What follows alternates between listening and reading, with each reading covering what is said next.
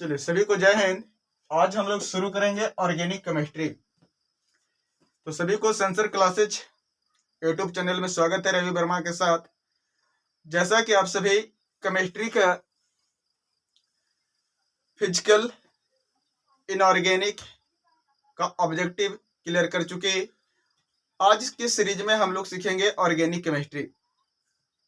तो organic chemistry में chapter शुरू करने से पहले कुछ बेसिक बातें हैं जिसे आपको याद होना चाहिए। जैसे इसमें आता है ऑर्गेनिक केमिस्ट्री में हाइड्रोकार्बन, किसकी बात करते हैं? हाइड्रोकार्बन का, जिसमें आपको आता है कि जिसमें हाइड्रोजन और कार्बन के व्युत्पन्नों को हम लोग क्या कहते हैं? हाइड्रोकार्बन। क्वेश्चन आता है कि ऑर्गेनिक कंपाउंड में किस तत्व को होना जरूरी है, आवश्यक माना जाता है? तो वो तत्व है आपको कार्बन का होना जरूरी है, तब वो जाकर ऑर्गेनिक कंपाउंड क्लियर हो पाएगा। अब इसमें बात आता है सबसे पहले कि इसमें आता है आपका अल्कोहल है पढ़ना, या हेलो एल्केन हेलो एरिन ले लीजिए, अल्कोहल फिनॉल ईथर ले लीजिए, एल्डिहाइड कीटोन कार्बोजेलिक एसिड ले लीजिए, एमएन ले लीजिए, पॉलीमर ले लीजिए, बायोमोलिक्यूल ले लीजिए, एवरीडे लाइफ ले लीजिए। यही चैप्टर है आपका ऑर्गेनिक का। तो सारे चैप्टर को जो आपका मुख्य पॉइंट ऑब्जेक्टिव है आज के टॉपिक में हम लोग क्लियर करेंगे। तो आइए सबसे पहले आपको समझना है कि जो रूट वर्ड होता है वो क्या होता है। तो रूट वर्ड आप पढ़े होंगे कि कार्बनों की जो संख्या होती है जिसे हम लोग रूट वर्ड कहते हैं, जिसमें पढ़े होंगे कि 1 कार्बन कोमेथ, 2 carbon eth, 3 carbon prop, 4 carbon but, 5 carbon pent, 6 carbon hex, 7 carbon hept, 8 carbon को ऑक्ट, 9 कार्बन को नॉन, 10 कार्बन को डेक कहा जाता है। ये तो आपको भली भांति याद हो गया होगा। अब आता है दूसरा चीज, इसमें जो फंक्शनल ग्रुप है जिसे हम लोग क्रियाशील मूलक बोलते हैं। अब क्रियाशील मूलक का अब इसका आता है कि जनरल फॉर्मूला, साधारण सूत्र क्या होगा, या एक कंपाउंड कौन सा होगा। जैसे आपके पास मिलेगा अल्केन है, या अल्कीन है, या अल्काइन है, या अल्कोहल है, या फिर ईथर है, या कीटोन है। इसकी पहचान कैसे करेंगे? और परीक्षा में इसे एक क्वेश्चन आपको पूछता है कि इसका साधारण सूत्र क्या है और इसका प्रसंस्करण क्या है। तो प्रसंस्करण जो है, ये सारे पॉइंट को देख लेते हैं वन बाय वन करके। तो इस वीडियो को लास्ट तक बने रहेंगे, आपको एक ही वीडियो में आपका पूरा ऑर्गेनिक क्लियर होने जा रहा है। जैसा कि आपको भली भांति पता है, पहला टर्म है अल्केन। अल्केन का जो सूत्र होता है वो होता है CnH2n+2। अल्कीन का जो सूत्र होता है वो होता है CnH2n। अल्काइन का सूत्र होता है CnH2n-2। अल्काइल का सूत्र होता है CnH2n+1, और इसे R द्वारा भी सूचित करते हैं, जो सबसे ज्यादा आपका ऑर्गेनिक कंपाउंड में यूज होता है। अगला है अल्कोहल। अल्कोहल का सूत्र क्या होता है? तो याद रखेंगे, अल्कोहल का तो ROH हम लोग बोलवे करते हैं, साथ में इसको क्या बोलते हैं? CnH2n+2O। CnH2n+2O अल्कोहल को याद रखेंगे। अल्कोहल का सूत्र क्या होता है? CnH2n+2O। एल्डिहाइड, एल्डिहाइड का सूत्र क्या होता है? CnH2nO। कार्बोजेलिक एसिड का सूत्र क्या होता है? CnH2n+2O2। CnH2n+2O2 अगर है तो ये कार्बोजेलिक एसिड है। अगला आपका है ईथर का सूत्र क्या होता है? याद रखेंगे, ईथर का सूत्र क्या होता है? तो मिलेगा CnH2n+2 का ब्रैकेट, साथ में आ जाएगा O। एमीन का सूत्र क्या होता है? तो CnH2n+1 NH2। एसिड एमाइड का क्या होता है? तो CnH2n+1 CONH2। अब देखिए, जैसे कि आप लोग को बतलाया गया कि अल्केन में होता है सिंगल बॉन्ड। कार्बन कार्बन की जो श्रृंखलन होती है, कार्बन कार्बन के बीच में जो बॉन्ड होती है वो होती है सिंगल बॉन्ड में। अल्कीन में पढ़े होंगे कि सिंगल बॉन्ड तो रहता ही रहता है, लेकिन एक दो कार्बन सदस्यों के बीच में जो कार्बन बॉन्ड है वो कम से कम एक डबल होनी चाहिए, तो वो बन जाएगा अल्कीन। यदि दो कार्बन सदस्यों के बीच कम से कम एक त्रियक बंधन ट्रिपल बॉन्ड हो तो वो बन जाता है अल्काइन। अगर एक लास्ट में सिंगल बॉन्ड के साथ हो और लास्ट में कार्बन जो है अपना संयोजकता जो है वैलेंस ऑक्टेट पूर्ण नहीं करता है तो वो हो जाएगा अल्काइल। अब यहाँ पर समझना, क्वेश्चन पूछेगा अल्कोहल का क्रियाशील मूलक क्या है। अल्कोहल का क्रियाशील मूलक क्या है? तो आपको याद होगा कि एकल बंधन OH द्वारा सूचित करते हैं। दूसरा क्वेश्चन आपका आ जाएगा, एल्डिहाइड का क्रियाशील मूलक क्या है? एल्डिहाइड का क्रियाशील मूलक क्या है? तो क्या आंसर होगा? एकल बंधन CHO। आगे क्वेश्चन पूछ दे आपको कार्बोजेलिक एसिड का क्रियाशील मूलक क्या है? तो याद रखिएगा एकल बंधन COOH। एमीन का क्रियाशील मूलक क्या है? एमीन, तो क्या हो जाएगा? एकल बंधन NH2। ईथर का क्या है? ईथर को ROR, एकल बॉन्ड O, एकल बॉन्ड। अब कहता है आगे आपको दे दे एसिड एमाइड, तो क्या हो जाएगा? एकल बंधन CONH2, एसिड हैलाइड COX। इस प्रकार से आपको क्वेश्चन आ सकते हैं। नेक्स्ट टर्म आता है हाइब्रिडाइजेशन, प्रसंकरण। प्रसंकरण जो बतलाया गया है आपको, ये भी आपको भली भांति क्वेश्चन पूछता है प्रसंकरण पे। इस पॉइंट को भी आप याद रखेंगे कि जो प्रसंकरण होता है वो हाइब्रिड ऑर्बिटल नंबर पे या कोऑर्डिनेशन नंबर पे डिपेंड करता है। अब हाइब्रिड ऑर्बिटल नंबर कैसे निकालते हैं? तो इसको निकालने का तरीका है कि सिग्मा बॉन्ड जितने होंगे और जितने उस कंपाउंड में लोन पेयर होंगे, जिस एटम का निकालना हो वही उसका हाइब्रिड ऑर्बिटल नंबर निकलता है। HON बराबर sigma bond plus lone pair होता है। लोन पेयर किसको बोलते हैं? कहते हैं कि जो इलेक्ट्रॉन बॉन्ड में पार्टिसिपेट नहीं होता है उसे हम लोग लोन पेयर कहते हैं, जो इलेक्ट्रॉन बॉन्ड में पार्टिसिपेट लेता है उसे बॉन्ड पेयर कहते हैं। अब यहां तक तो क्लियर हो गया। हाइब्रिडाइजेशन में आप लोग को मिलेगा आगे। अब देखिए आता है कि अल्केन का हाइब्रिडाइजेशन याद रखेंगे। अल्केन जब भी मिले, अल्केन में पूछ दे methane, ethane, propane, butane, pentane, hexane, heptane, octane, nonane, decane, कुछ भी, तो याद रखना प्रसंस्करण क्या मिलेगा? sp3 मिलेगा। अब ऐसा क्यों होता है उस पर भी ध्यान दे देंगे कि जैसे अगर हम लिख दिए कि CH4 में कार्बन का प्रसंस्करण क्या है, तो कार्बन के साथ में 4 हाइड्रोजन होते हैं और 4 हाइड्रोजन का मतलब है कि इसमें 4 सिग्मा बॉन्ड का निर्माण हो गया और एक भी लोन पेयर नहीं है। और जब 4 सिग्मा बॉन्ड बना तो हाइब्रिड ऑर्बिटल नंबर की संख्या 4 हो गई, तो हाइब्रिडाइजेशन जो होगा बोले थे कि क्या हो जाएगा? sp3 होगा। उसी प्रकार से याद रखना अल्कीन में जो है आपको मिलेगा sp2, अल्काइन में मिल जाएगा sp, अल्काइल में आपको अल्केन के जैसा ही मिलेगा। अल्कोहल में याद रखिएगा कार्बन का अगर पूछते प्रसंस्करण क्या होगा तो sp3। यदि एल्डिहाइड में पूछता है तो इसमें sp2 और sp3 दोनों आ जाते हैं। कार्बोजेलिक में पूछता है तो sp2 sp3 दोनों आ जाते हैं, वो चेक करना होगा। इथर में पूछेगा तो sp3, एमीन में पूछेगा sp3, एसिड एमाइड में पूछेगा sp2 या sp3 दोनों होंगे। अब देखिए यहाँ पर बतलाया गया HON जो हाइब्रिड ऑर्बिटल नंबर है ये कैसे फाइंड होता है, तो sigma bond plus lone pair के आधार पर ये हमें ज्ञात करते हैं।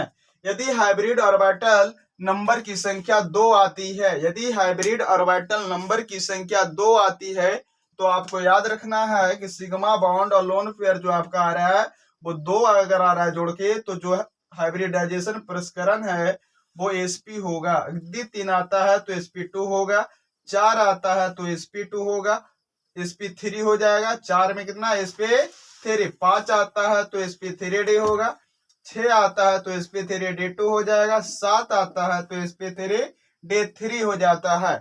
अब यहाँ पर ये भी आप याद रखिएगा कि यदि सिर्फ सिंगल बॉन्ड है तो उसमें एक sigma, no pi bond. Single bond में सिर्फ एक सिग्मा बॉन्ड होते हैं, पाई बॉन्ड की संख्या 0 होती है। यदि आपको डबल बॉन्ड का निर्माण हो रहा है तो डबल बॉन्ड के बीच में एक सिग्मा, एक पाई बॉन्ड का निर्माण होता है। यदि कार्बन कार्बन के बीच में ट्रिपल बॉन्ड है तो वहां पर एक सिग्मा, 2 पाई बॉन्ड का निर्माण होता है। तो यहाँ से क्वेश्चन आता है, आपको पूछ देगा कि इथेन में, इथाइन में, प्रोपाइन में सिग्मा बॉन्ड कितने हैं, पाई बॉन्ड कितने हैं। तो यहाँ पर आप चेक कर लीजिएगा कि उसमें बॉन्डिंग जो है कार्बन कार्बन श्रृंखलन के बीच में कितने बंधन बन रहा है, अर्थात एक तोड़ देखा जाए तो आपको उसका स्ट्रक्चर बनाना आना चाहिए बॉन्डिंग के आधार पे। नेक्स्ट की अगर हम बात करते हैं, इस पे क्वेश्चन पूछा है कि मिथेन में कार्बन का प्रसंस्करण क्या होता है। मिथेन में कार्बन का प्रसंस्करण क्या होता है, तो याद रखेंगे मिथेन में कार्बन का प्रसंस्करण sp3 होता है। अगला प्रश्न आपका है कि इथेन में इथिन, इथिन देखिए कहाँ चला गया, अल्किन पे। तो अल्किन में आपको बतलाया है sp2 है, तो इथिन में भी जो प्रसंस्करण होगा sp2 होगा। पूछ दिया बेंजीन में, बेंजीन तो ये भी एथिन ही का जैसा अल्किन के पे ही आ रहा है बेंजीन, तो इसमें भी प्रसंस्करण क्या होगा, sp2 होगा। एसिटिलीन, एसिटिलीन जो है आपको ये इथाइन टर्म को बोला गया, इसीलिए इसमें इथाइन वाला में बोला गया है, अल्काइन पे चला गया, इसमें प्रसंस्करण जो है वो sp आ जाता है। हीरा में पूछ दे आपसे, हीरा में कार्बन का प्रसंस्करण क्या है, तो याद रखेंगे हीरा और जो ग्रेफाइट है, हीरा और ग्रेफाइट ये जो है एक कार्बन का अल्ट्रोप्स अर्थात अपरूप होते हैं। हीरा में जो कार्बन का प्रसंस्करण होता है वो होता है sp3 और ग्रेफाइट में जो कार्बन का प्रसंस्करण होता है वो होता है sp2। याद रहेगा आपको, हीरे में कार्बन का प्रसंस्करण sp3 और ग्रेफाइट में कार्बन का प्रसंस्करण क्या मिल जाएगा, sp2। आपसे पूछते फिनॉल में, फिनॉल में कार्बन का प्रसंस्करण क्या होता है, तो फिनॉल में भी याद रखेंगे कार्बन का जो प्रसंस्करण है वो मिल जाता है sp3। कितना मिल जाएगा, sp3। अब आते हैं हम लोग चैप्टर बाय चैप्टर।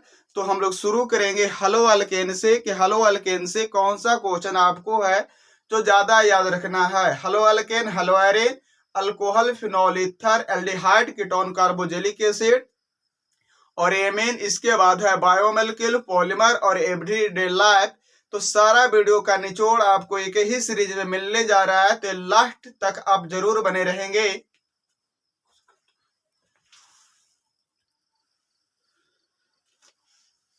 चलिए तो अब देखेंगे हम लोग चैप्टर अल्कोहल, फिनॉल, ईथर। कौन सा चैप्टर देखना है, अल्कोहल, फिनॉल और ईथर। देखिए अब इसमें जो है क्वेश्चन क्या क्या पूछ रहा है। अल्कोहल, पहला क्वेश्चन आता है कि अल्कोहल का क्रियाशील मूलक क्या होता है। पहला क्वेश्चन आपको याद रखना है, पहला चैप्टर का जो है ऑर्गेनिक का, अल्कोहल का क्रियाशील मूलक क्या होता है। तो आप सभी को अभी बेसिक टर्म में बदलाया गया कि अल्कोहल का जो क्रियाशील मूलक होता है वो होता है सिंगल बॉन्ड OH। तो इसका राइट आंसर क्या होगा, सिंगल बॉन्ड OH। दूसरा आता है फिनॉल। फिनॉल कब होता है, जो बेंजीन होती है, बेंजीन क्या होता है, ये एरोमेटिक कंपाउंड होते हैं जिसमें C6H6 कार्बन की संख्या 6, हाइड्रोजन की संख्या भी 6 होती है। जब बेंजीन पे OH आ जाता है तो उसे हम लोग फिनॉल बोलते हैं। दूसरी चीज याद रखना है, फिनॉल की प्रकृति होती है, फिनॉल की जो प्रकृति होती है वो अम्लीय होती है। क्या होती है, अम्लीय। क्या याद रखना है, फिनॉल की प्रकृति कैसी होती है। क्वेश्चन पूछ रहा है फिनॉल की प्रकृति कैसी होती है, अम्लीय। आगे याद रखना है, फिनॉल का जो निर्माण होता है औद्योगिक स्तर पर, फिनॉल का निर्माण औद्योगिक स्तर पर क्यूमिन के द्वारा किया जाता है। ये याद रखिएगा, आगे क्वेश्चन मिलेगा आपको।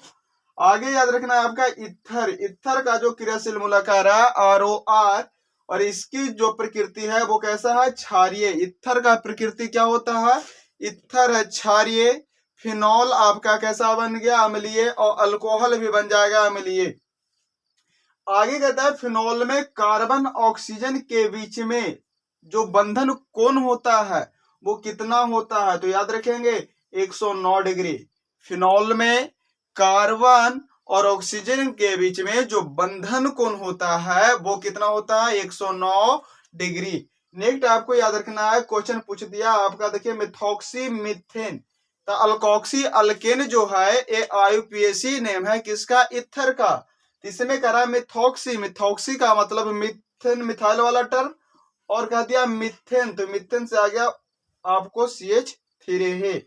अब कहता है कि जल में घुलनशील, कहता है इथाइल अल्कोहल, सूत्र क्या होता है, इथाइल अल्कोहल जिसको हम लोग शराब भी बोलते हैं C2H5OH, इसी को पे अल्कोहल के रूप में भी जानते हैं।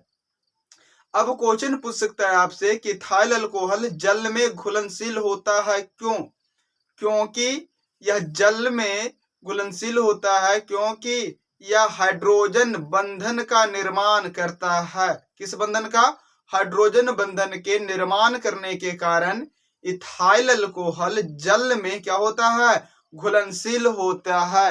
ये आपको क्लियर हो गया। अगला क्वेश्चन आपका है ग्लिसरॉल। क्या है? ग्लिसरॉल।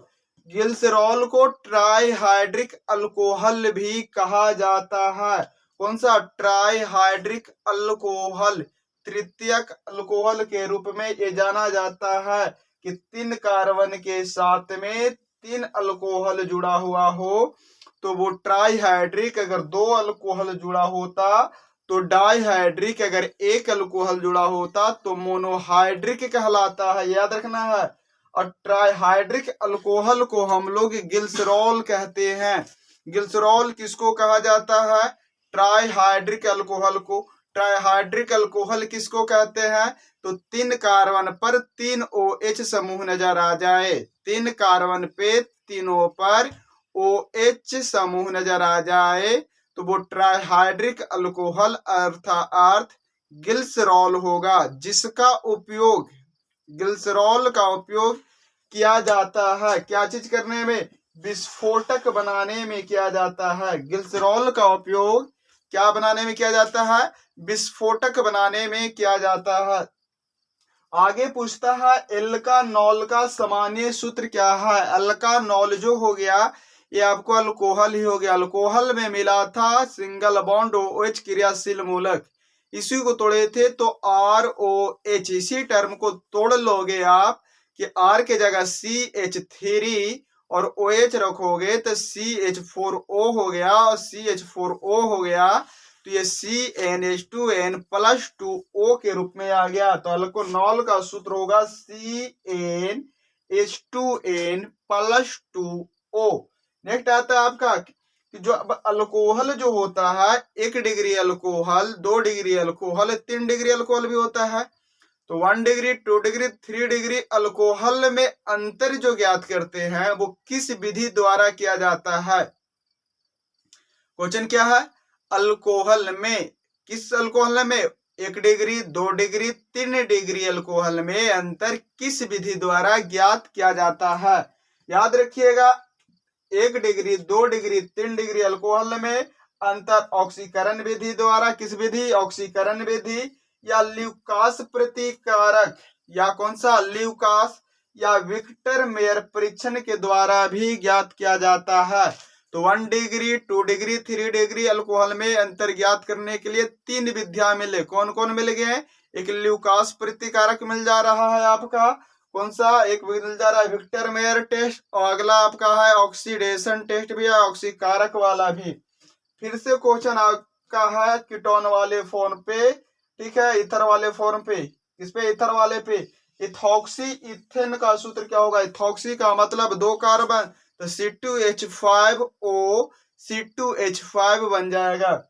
आगे कहता है मेथेनल का सूत्र क्या होता है? मेथेनल, नल कह दिया अर्थात ये किसका बात ले लाया है? नल में कर देगा तो हो जाएगा एल्डिहाइड का। अगर मेथेनॉल करता है तो मेथेनॉल का सूत्र होता है, तो मेथेनॉल का मतलब अल्कोहल, तो मेथेनॉल में आ गया मेथ का CH3, अल्कोहल का OH।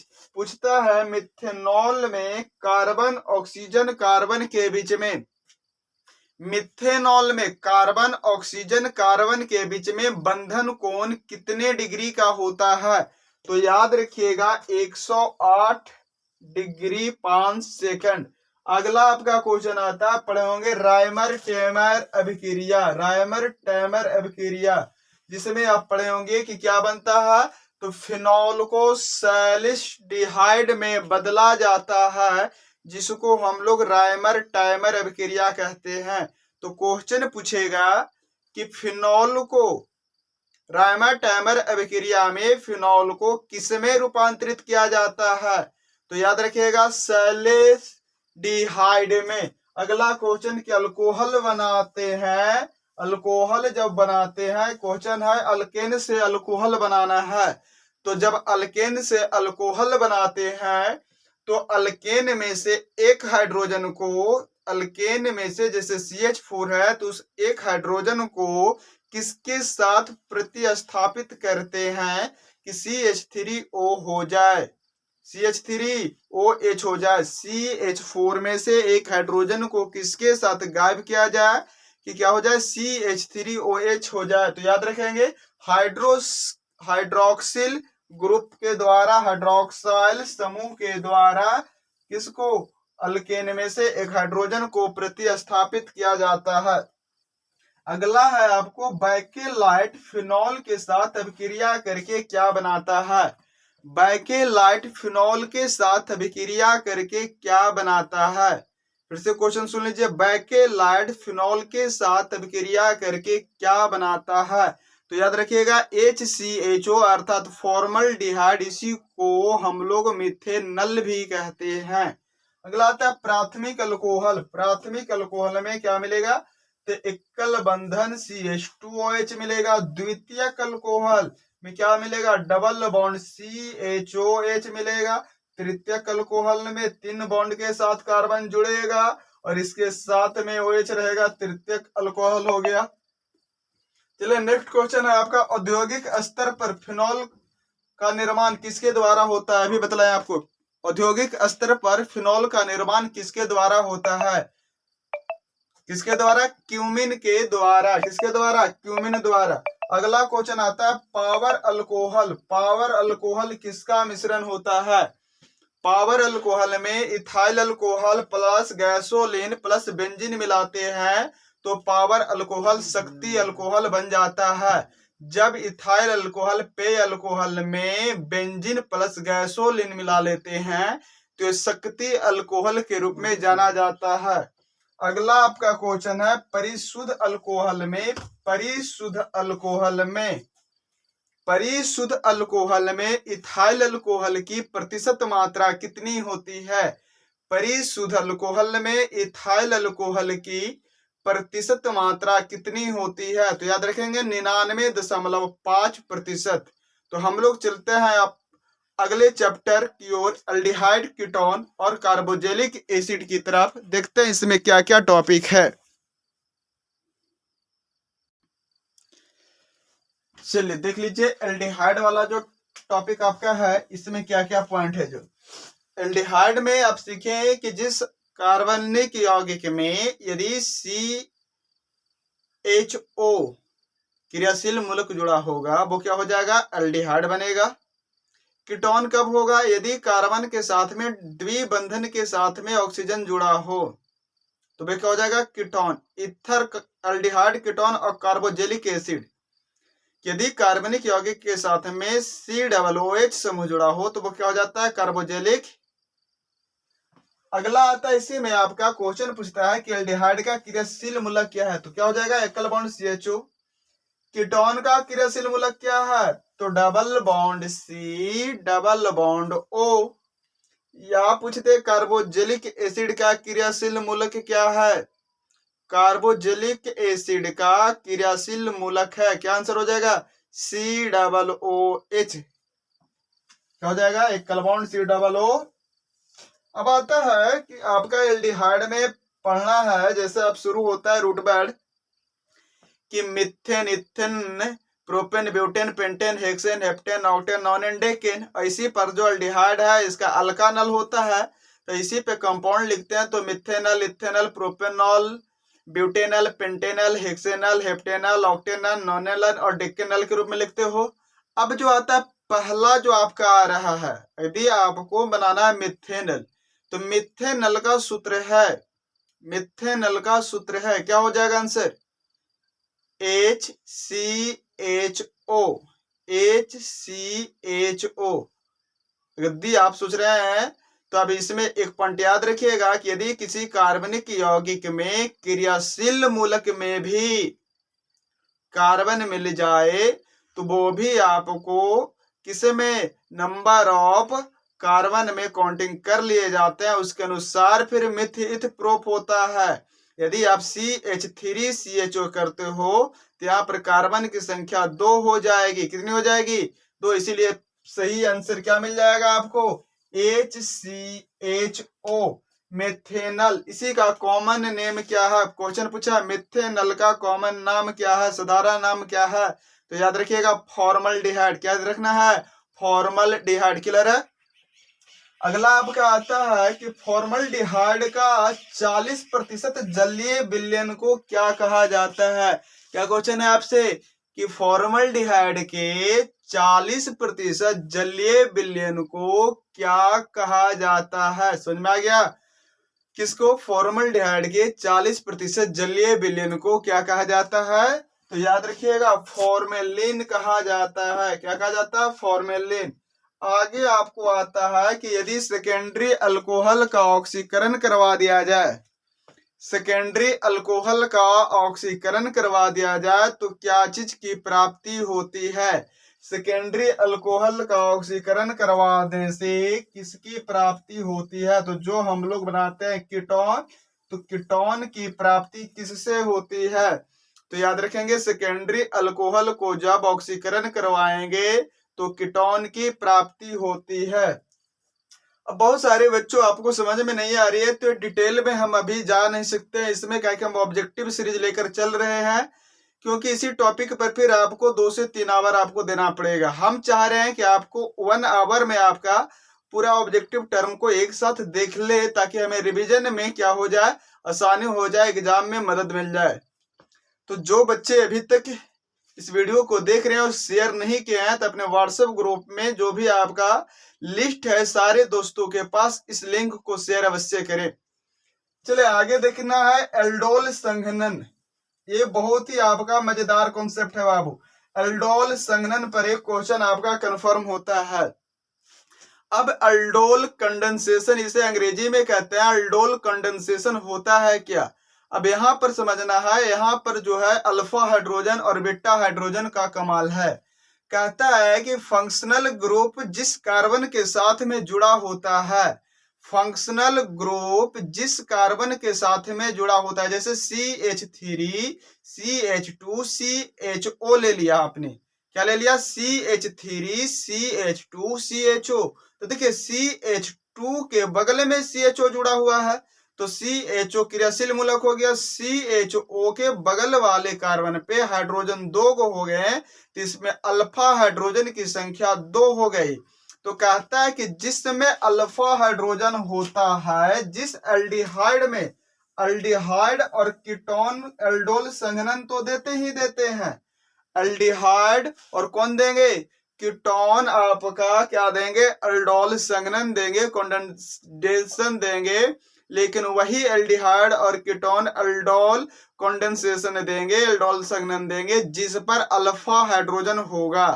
यदि एल्डिहाइड है और कीटोन है, उस पर अल्फा हाइड्रोजन नहीं है, तो समझ लीजिए वो क्या देगा? वो कैनिजारो अभिक्रिया देगा। क्या देगा? कैनिजारो। जिस एल्डिहाइड में या एल्डोल संघनन में आपका अल्फा हाइड्रोजन ना हो तो वो क्या देगा? कैनिजारो अभिक्रिया दे देगा। आगे याद रखना है कि टॉलन टेस्ट को सिल्वर मिरर जांच भी कहते हैं, सिल्वर टेस्ट भी कहते हैं। टॉलन टेस्ट को सिल्वर मिरर जांच भी कहते हैं, सिल्वर मिरर टेस्ट के नाम से भी जानते हैं। और ये जो देता है सिल्वर मिरर टेस्ट, एल्डिहाइड और कार्बोजेलिक एसिड देता है। तो जिस एल्डिहाइड और कार्बोजेलिक एसिड पे, जिस एल्डिहाइड और कार्बोजेलिक एसिड पे अल्फा हाइड्रोजन हो, जिस एल्डिहाइड और कार्बोजेलिक एसिड पे अल्फा हाइड्रोजन हो, वो आपको सिल्वर मिरर टेस्ट भी देगा। जैसे में अगर आप उदाहरण लोगे तो ले लो आप किसको? मिथेनल को, या फॉर्मल्डिहाइड बोल रहे थे इसी को, या आप ले लो आप 2 कार्बन ले लो CH3 CHO, ये भी आपको देगा। कौन सा टेस्ट? Tollens test. आगे कहता है सिरका में कौन सा अम्ल होता है? सिरका में कौन सा अम्ल होता है? तो यहाँ पर 2 मिनट एक वाक्य सुन लीजिए कि सेब के ढेर पर बैठा मालिक इमली टरटराता रह गया, सेब के ढेर पर बैठा मालिक इमली टरटराता रह गया, अंगूर के संग मिलकर खट्टे फल अब साइड हटो, दूध दही तुम लिटकर पियो, घास पते में है बेंजू, सोडा वाटर में कार्बनिक है, बिच्छू के डंक में होता है फॉर्मिक और मूत्र में होता है यूरिक अक्सर। यहां से आपको याद रखना है अम्ल वाले टर्म कि सेब के ढेर पर बैठा मालिक अर्थात सेब में मौलिक अम्ल, इमली टरटराता रह गया, अंगूर के संग मिलकर, इमली अंगूर में टर्टरिक अम्ल, खट्टे फल अब साइड हटो, अर्थात जितने भी खट्टे होंगे साइट्रिक अम्ल हो जाएंगे। दूध दही तुम लेटकर पियो, दूध दही में लैक्टिक अम्ल हो जाएंगे। घास पत्ते में है बेंजो, तो घास पत्ते में बेंजोइक अम्ल हो जाएंगे। सोडा वाटर में कार्बनिक है, अर्थात सोडा वाटर में कार्बनिक अम्ल हो जाएंगे। आगे आता है कि बिच्छू के डंक में होता है फॉर्मिक। बिच्छू का डंक चींटी का डंक दे दे, कौन सा हो जाएगा? फॉर्मिक। और मूत्र आपको पूछ देगा, यूरिक अम्ल हो जाएगा। तो यहाँ जो आपका क्वेश्चन है सिरिका, तो सिरका में होता है एसिटिक, तो एसिटिक का सूत्र हो गया CH3COOH, एसिड आ जाएंगे। आगे आता है भास्मीयता, बेसिसिटी पे क्वेश्चन आता है, या इसी को दे देगा कौन एक क्षारीय है, कौन द्विक्षारीय है, त्रिक्षारीय है, या एक भास्मिकता है, द्विभास्मिकता है, त्रिभास्मिकता है। तो सबसे पहले उस कंपाउंड का स्ट्रक्चर बनाइएगा।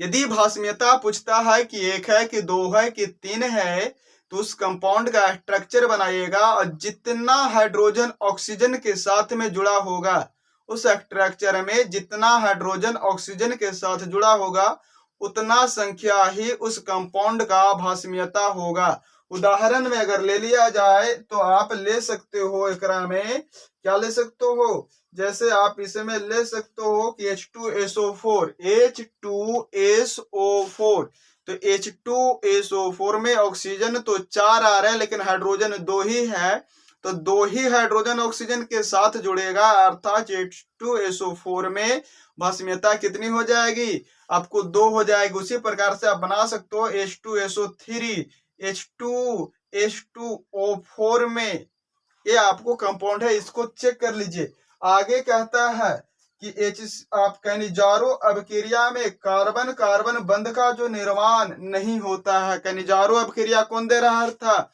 क्वेसेल्डोल संघनन जिसमें अल्फा हाइड्रोजन नहीं होते हैं, वो कैनिजारो अबकेरिया दे रहा था। और कैनिजारो अबकेरिया में कार्बन कार्बन बॉन्ड का जो निर्माण है वो नहीं होता है, याद रखना है। आगे कहता है कि जैसे अगर आप उदाहरण में लोगो तो ले लो आप मिथेनॉल फॉर्मल्डिहाइड बेंजल्डिहाइड जो है, ये आपको कौन सा अभिक्रिया में आएगा? कैनिजारो अभिक्रिया में आ जाएगा। तो आपका एल्डिहाइड कीटोन कार्बोक्जिलिक एसिड का जो मुख्य पॉइंट है ये आप देख चुके। अब देखिए एक टॉपिक आपका छूटा हुआ है, हेलो एल्केन और हेलो एरेन। हेलो एल्केन में सबसे पहला टर्म आता है हैलोजन।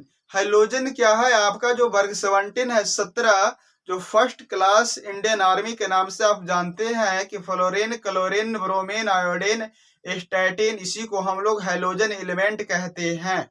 हैलोजन धातु या हैलोजन परिवार के नाम से जानते हैं।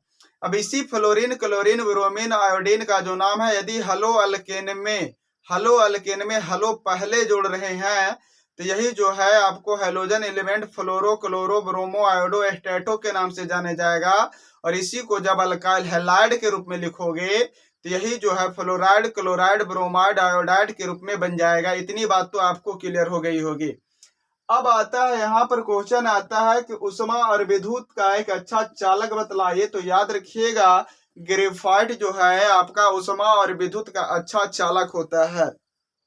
अब के बाद अगला क्वेश्चन आप याद रखिएगा कि हीरा और जो ग्रेफाइट है वो कार्बन काल्ट्रॉप्स अप्रूप होते हैं।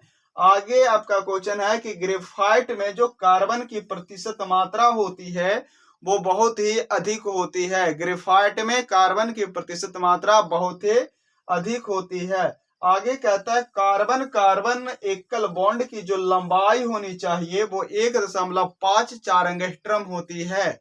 कार्बन कार्बन के बीच एकल बंधन की लंबाई 1.54 एंगस्ट्रॉम होती है। अगला क्वेश्चन आपका है SN2 क्रियाविधि में संक्रमण अवस्था का निर्माण होता है। क्वेश्चन पूछेगा SN2 क्रियाविधि में किस अवस्था का निर्माण होता है? तो याद रखिएगा संक्रमण अवस्था का निर्माण होता है। आगे आपका है कि आपको कहता है ग्रिग्नार्ड अभिकर्मक, जिसको अल्काइल मैग्नीशियम हैलाइड को कहा जाता है, ग्रिग्नार्ड अभिकर्मक को तैयार करने में किसका घोल लेते हैं? ग्रिग्नार्ड अभिकर्मक को तैयार करने में याद रखेंगे ग्रिग्नार्ड अभिकर्मक को तैयार करने में किसका घोल, ईथर का घोल लेंगे या THF का उपयोग करेंगे। ग्रिग्नार्ड अभिकर्मक जो आपका अल्काइल मैग्नीशियम हैलाइड बन जा रहा है, इसी को ग्रिग्नार्ड रीएजेंट, ग्रिग्नार्ड अभिकर्मक कहते हैं, जिसमें किसका, ईथर का घोल या THF का उपयोग करते हैं।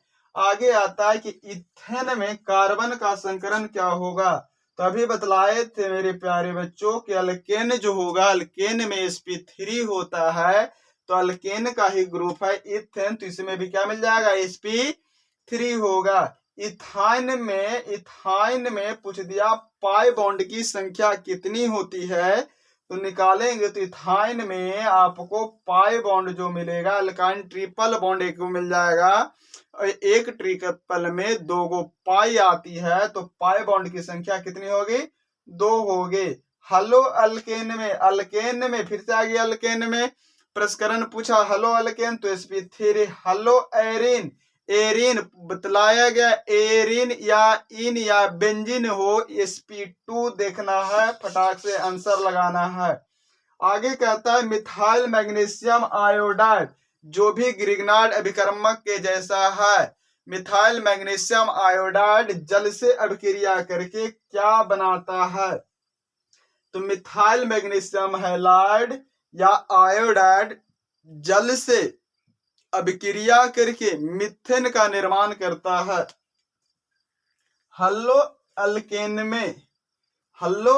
में कार्बन और हाइड्रोजन के बीच में जो बॉन्ड होती है, हल्लो अल्केन में कार्बन हाइड्रोजन अर्थात C और हाइड्रोजन X के बीच में जो बॉन्ड होती है, वो सहसंयोजक ध्रुवीय होती है। ध्रुवीय बॉन्ड, पोलर बॉन्ड किसको बोलते हैं, तो 2 अलग अलग डिफरेंट एटम के बीच में, एलिमेंट के बीच में जो बॉन्ड है वो ध्रुवीय, जैसे HCl की H पर प्लस और Cl पर माइनस, इसको पोलर हो गया। तो हेलो अल्केन में कार्बन और हाइड्रोजन है, तो उसमें एक आपका निगेटिव आ रहा है, एक पॉजिटिव है, तो ये सहसंयोजक ध्रुवीय। और हेलो एरीन में अगर पूछता है तो याद रखिएगा आंशिक द्विबंध का निर्माण होता है। हेलो अल्केन पूछेगा, हेलो अल्केन, तो उस समय याद रखिएगा सहसंयोजक ध्रुवीय। और हेलो एरीन पूछता है तो उसमें आंशिक द्विबंध का निर्माण होता है। अगला क्वेश्चन है कि OH माइनस और RO माइनस किसका उदाहरण है। OH माइनस और RO माइनस किसका उदाहरण है, तो याद रखना है कि न्यूक्लियोफाइल के उदाहरण है, न्यूक्लियोफाइल के। आगे कहता है हलो फॉर्म का सूत्र क्या होता है। हलो फॉर्म, हलो अल्केन का तो देख लिए, hello alkane, alkane R term और हलो को X, तो RX हलो अल्केन हो गया। लेकिन हलो फॉर्म देगा तो याद रखिएगा इसको CH3 से सूचित किया जाता है। हलो फॉर्म को CHX3 से डिनोट करते हैं। अब हम लोग देखते हैं जो बच गया हमारा कौन सा, बायोमोलिक्यूल, पॉलीमर और एवरीडे लाइफ का क्या क्या पॉइंट है।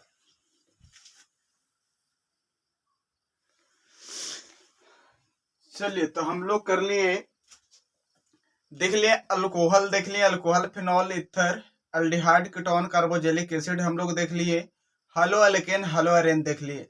हम लोग 3 चैप्टर का जो ऑब्जेक्टिव है ये करीब करीब देख लिए, बेसिक भी देख लिए, 4 टॉपिक हो गया। अब जो है हमारा नेक्स्ट है एमीन। क्या है, एमीन। अब याद रखेंगे एमीन जिसका आप पढ़े होंगे क्रियाशील मूलक जो होता है वो क्या होता है, single bond NH2। Amine, amine भी जो है वो अल्कोहल के जैसा 1 डिग्री, 2 डिग्री और 3 डिग्री के रूप में होता है। एमीन भी कितने, 1 डिग्री, 2 डिग्री और 3 डिग्री। तो यहां पर क्वेश्चन पहला आपका है, ऑयल ऑफ मिराबेन किसे कहते हैं। ऑयल ऑफ मिराबेन किसे कहते हैं, याद रखिएगा ऑयल ऑफ मिराबेन किसे कहा जाता है, नाइट्रोबेंजीन को कहा जाता है। ऑयल ऑफ मिराबेन किसको कहते हैं, नाइट्रोबेंजीन को कहा जाता है। नाइट्रोबेंजीन को क्या कहा जाता है, प्रश्न है नाइट्रोबेंजीन को क्या कहा जाता है? तो आयल ऑफ मीराबेन कहा जाता है। दूसरा question 1 degree 2 degree 3 degree amine में जो पृथक्करण है वो किस विधि द्वारा ज्ञात करते हैं? 1 डिग्री 2 डिग्री 3 डिग्री एमीन में पृथक्करण किस विधि द्वारा? तो प्रभावजी आसवन विधि द्वारा ज्ञात करते हैं। पूछ दे एलिफैटिक एमीन्स का सूत्र क्या होगा? तो RnH2 और R का सूत्र क्या होता है? CnH2n plus 1 NH2। तो क्या हो जाएगा? CnH2n plus 1 NH2। Aliphatic amine का सूत्र क्या होगा? CnH2n plus 1 NH2। दूसरा अगला क्वेश्चन आपका है 4 नंबर, एमाइड के जलासन के बाद क्या प्राप्त होता है? एमाइड के जलासन के बाद क्या प्राप्त होता है? तो याद रखेंगे एमाइड के जलासन के बाद जो है वो क्या मिलता है? तो 1 डिग्री एमीन का निर्माण होता है। अगला क्वेश्चन 5वां देखेंगे, मिथाइल एमीन को हाफमैन ब्रोमाइड अभिक्रिया के द्वारा बनाया जाता है। मिथाइल एमीन को किसके द्वारा? हाफमैन ब्रोमाइड अभिक्रिया के द्वारा बनाया जाता है। छठा क्वेश्चन आपका है CH3CN का IUPAC नेम क्या होगा? CH3CN, CH3 मिथाइल हो गया, उस पर साइनाइड जुड़ा हुआ है तो उसका IUPAC नाम याद रखेंगे CH3CN। उसमें कार्बन की संख्या 2 हो गए और CN को नाइट्राइल भी बोलते हैं तो इथेन नाइट्राइल कहा जाएगा। CH3CN का IUPAC नेम क्या होगा? इथेन नाइट्राइल होगा। बेंजीन का सरलतम सूत्र क्या होता है? बेंजीन का सरलतम सूत्र होता है C6H6। C6H6 रिंग कैसा होता है? तो इस प्रकार से उस पे कितने कार्बन? आपको 6 कार्बन और इसके बीच में हम लोग डबल बॉन्ड को आपको रिंग के रूप में भी देते हैं। अगला क्वेश्चन आपका है CH3COO NH2 CH3COO NH2 C2H5 का IUPAC नेम क्या होगा? तो याद रखेंगे यहाँ पर आ गया ये कीटोन फॉर्म में जा रहा है और इधर से आपको NH भी है तो इथाइल एसिटामाइड कहते हैं, नॉर्मल इथाइल एसिटामाइड कहते हैं। क्वेश्चन आपका है एनिलीन। एनिलीन क्या बनता है?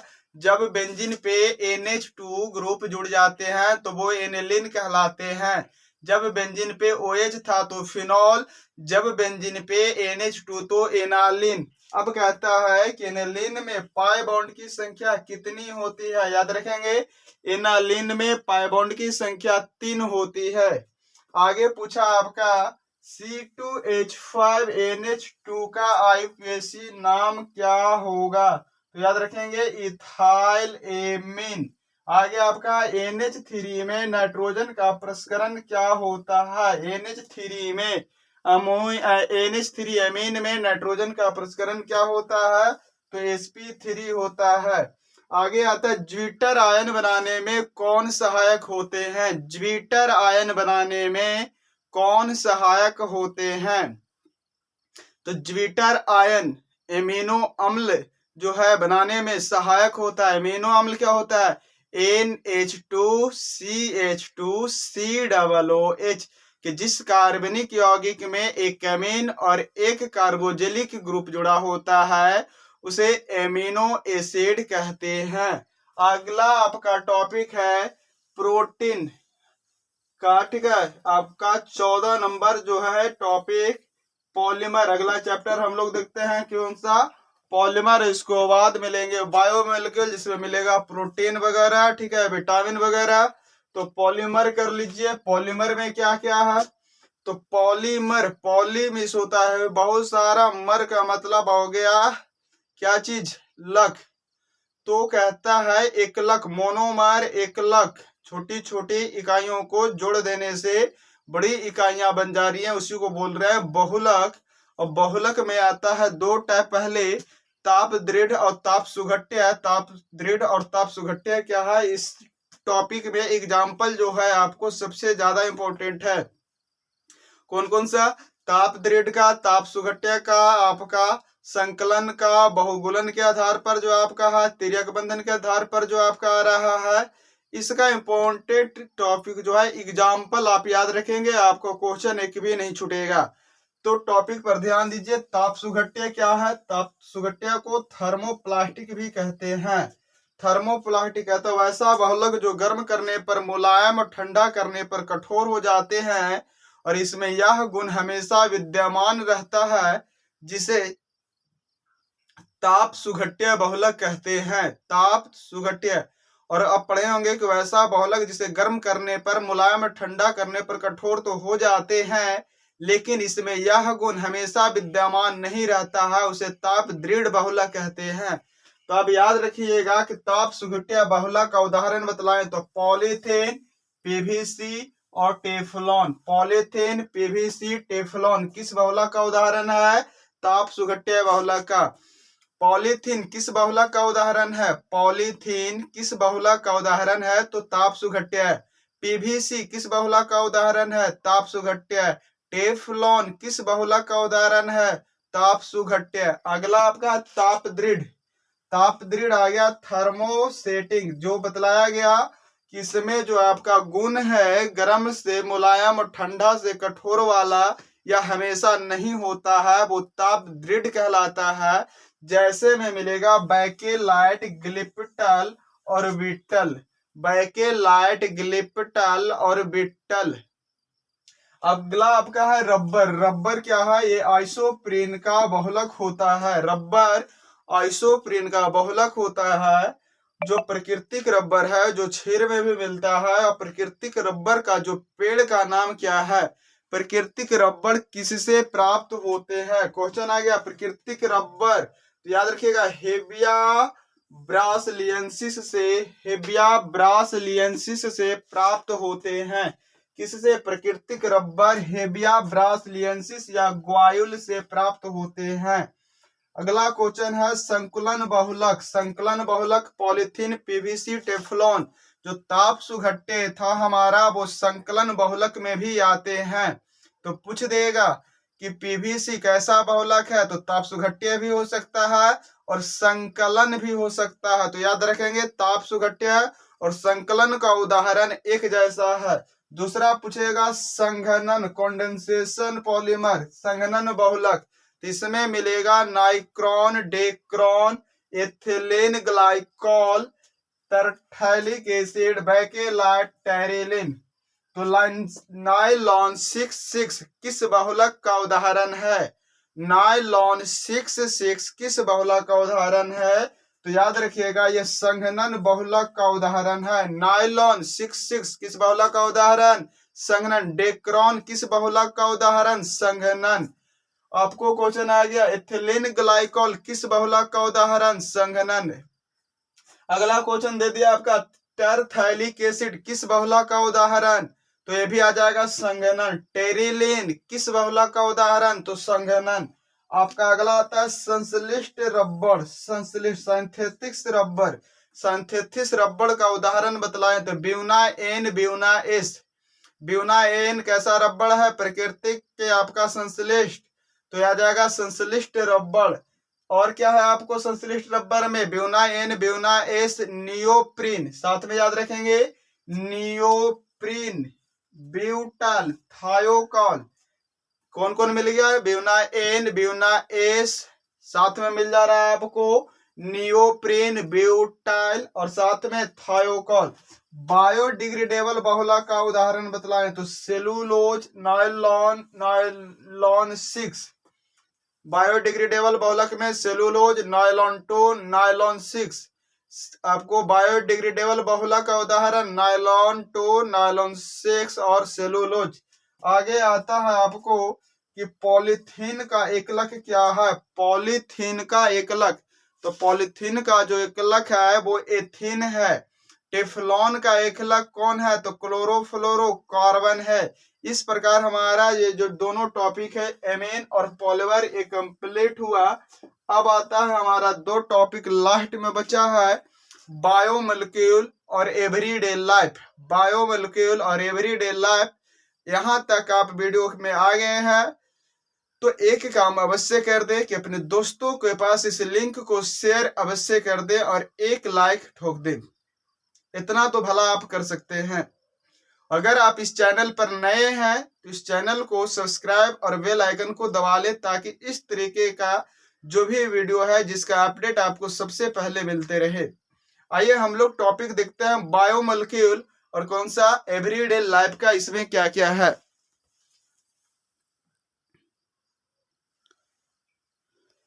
चलिए तब हम लोग देखेंगे जो चैप्टर हमारा सेकंड लास्ट होने जा रहा है, बायोमोलिक्यूल, जैव अणु जो हमारा है, जिसमें बेसिकली हम लोग पढ़ते हैं किसके बारे में, एंजाइम के बारे में, हमारे शरीर में इसका क्या कार्य है और ये किस प्रकार से इसमें क्वेश्चन आ रहा है। पहला आपका है ग्लूकोज। ग्लूकोज का सूत्र क्या होता है, C6H12O6। सुक्रोज किसको बोलते हैं, चीनी को, सूत्र आपको पता होगा C12H22O11। ग्लूकोज क्या होता है, मोनोसेक्राइड, जिसको जल में अपघटित करने पर जलांशित नहीं होते हैं वो मोनोसेक्राइड होते हैं।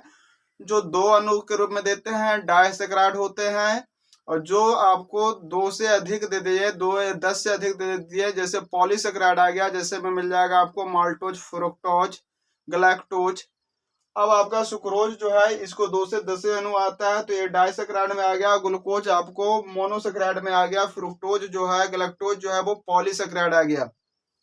इसी में आता है स्वीटिंग एजेंट से कृत्रिम मीठापन उत्पन्न करने के लिए जो हम बाहर से रसायन उपयोग करते हैं उसे स्वीटिंग एजेंट कहते हैं। जिसमें आपको आता है जैसे सुक्रोज जो है आपका है, सुक्रोज सबसे मीठा होता है। सुक्रोज जो आपको है आपका इसमें भी आता है, इसमें आपको दे देगा स्पार्टिन आ गया, एलिटेम आ गया।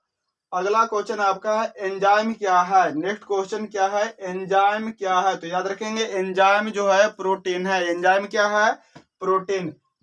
अगला क्वेश्चन आपका न्यूक्लिक अम्ल का क्रम क्या होता है। न्यूक्लिक एसिड जो होते हैं उसका क्रम क्या होता है, तो याद रखेंगे पहले भस्म को, उसके बाद शुगर को, उसके बाद फास्फेट को रखते हैं। न्यूक्लिक एसिड का जो क्रम है वो भस्म, शुगर, फास्फेट होता है। न्यूक्लिक एसिड का क्रम भस्म, शुगर, फास्फेट होता है। मानव शरीर क्या उत्पन्न करता है, तो मानव शरीर एंजाइम को उत्पन्न करता है, डीएनए उत्पन्न करता है, हार्मोन उत्पन्न करता है।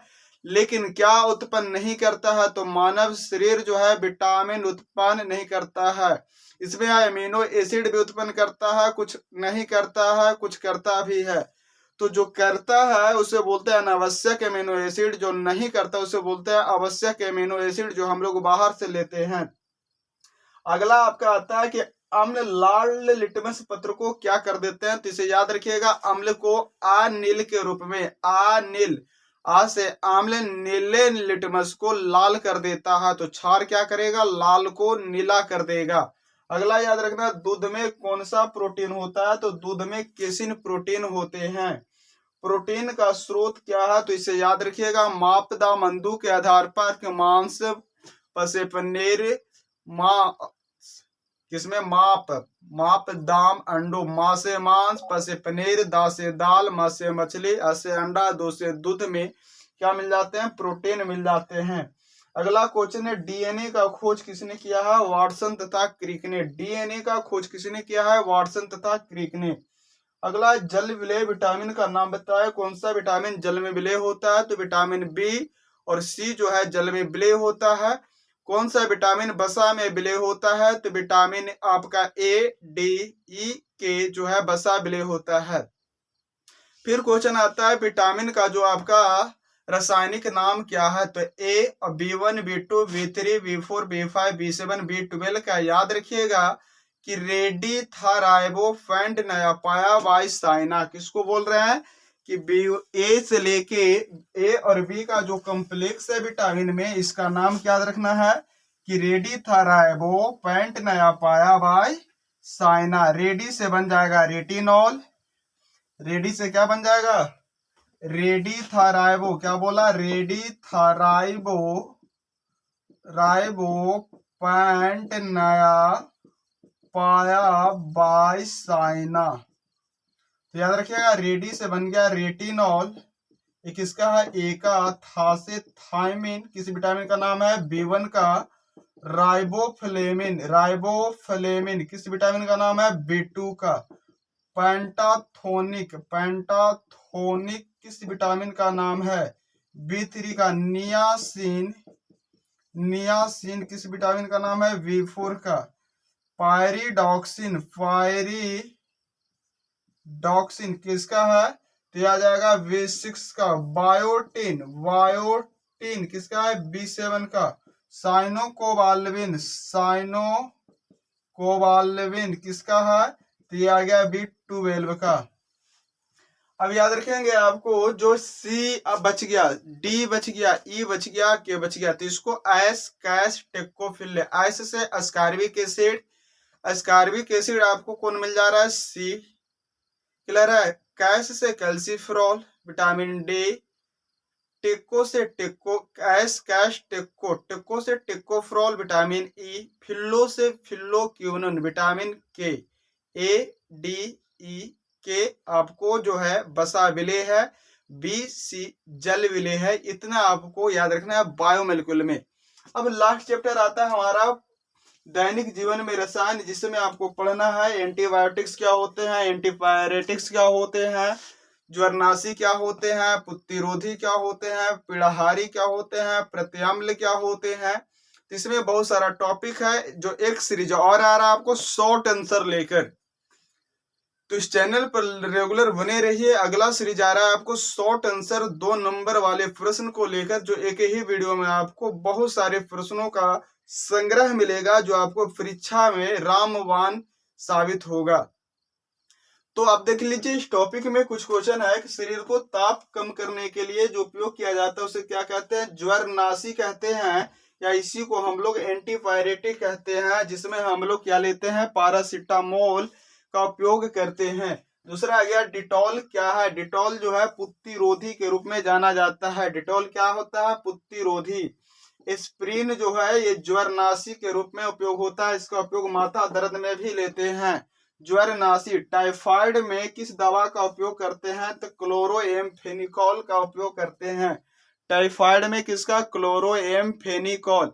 बुझा हुआ चूना का रासायनिक सूत्र क्या होता है, तो CaOH का होल ट्वाइस, CaOH का होल ट्वाइस होता है बुझा हुआ चूना का। आगे आपका आता है पैरासीटामोल, जो है ज्वरनाशी या पीड़ाहारी के रूप में उपयोग करते हैं। प्रत्याम्ल जो आपका गैस को कम करने में काम करता है, उसे प्रत्याम्ल करते हैं, जो पेट की अम्लीयता को दूर करता है। बुखार कम करने के लिए एंटीपायरेटिक पैरासीटामोल आप ले रहे हैं, या आप ले रहे हैं क्या चीज को, एस्प्रिन को। बोरेक्स का रासायनिक नाम क्या है, तो याद रखेंगे बोरेक्स का रासायनिक नाम सोडियम टेट्राबोरेट है। बोरेक्स का रासायनिक नाम सोडियम टेट्राबोरेट है। कपड़ा धोने वाला सोडा, धोबिया सोडा का सूत्र क्या होता है, बहुत ही हल्की प्रश्न आपसे पूछा गया, धोबिया सोडा का सूत्र क्या होता है, तो याद होगा Na2CO3 × 10H2O। याद रखिएगा, Na कपड़वा O3 के 10 बाल्टी जल, Na कपड़ा Na2CO3 को कपड़ा 10 बाल्टी 10H2O जल। आगे आपका आ रहा है क्लोरोफिल किसमें पाया जाता है, तो क्लोरोफिल मैग्नीशियम में पाया जाता है। रेजरपाइन क्या है, रेजरपाइन है प्रशांतक, रेजरपाइन है प्रशांतक। तो मेरे प्यारे बच्चों, कैसा लगा आज का ये क्लास, आप कमेंट बॉक्स में जरूर बतलाएं। और फिर से आपसे विनम्र निवेदन है कि आप अपने दोस्तों के पास इस लिंक को शेयर अवश्य करें, ताकि परीक्षा बहुत नजदीक आ चुका है और बहुत सारे बच्चे क्लास छोड़ चुके हैं। तो घर पे बैठकर आपको ये 1 शॉट जो रिवीजन है ये हो सके, ताकि आप केमिस्ट्री में अच्छे से अच्छे नंबर ला सके। और इसी YouTube चैनल पे आप प्लेलिस्ट में जाएंगे तो फिजिक्स का भी वीडियो मिलेगा, जो आपको चैप्टर वाइज सोल्व किया गया है, और इसमें शॉर्ट क्वेश्चन और लॉन्ग क्वेश्चन भी दिए गए हैं। अगले सीरीज में कोशिश करते हैं जल्द से जल्द कि जो इस बच्चों का बायो है, वो बायो का भी ऑब्जेक्टिव या सब्जेक्टिव पार्ट लेकर आएंगे। तो अब चलते हैं। जय हिंद, जय भारत।